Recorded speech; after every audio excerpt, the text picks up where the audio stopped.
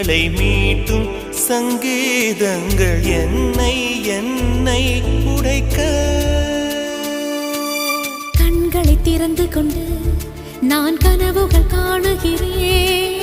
கண்களை மூடிக்கொண்டு நான் காட்சிகள் தேடுகிறேன். உன் பொன்விரல் தொடுகையிலே நான் பூவாய் மாறுகிறேன். பூமியில் நாம் வாழும் காலம் தோறும் உண்மையில் என் ஜீவன்